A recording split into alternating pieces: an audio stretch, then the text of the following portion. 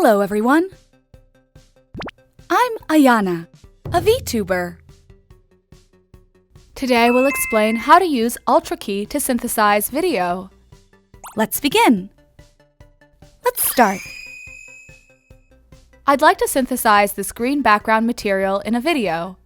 From the Effects panel, select Keying, apply Ultra-Key to the green background material. The Ultra-Key appears in the Effects Control panel. Click the key color pointer.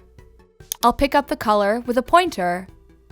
Click on the color you want to make transparent in the program monitor. Here I will select the green part. Then the green part becomes transparent.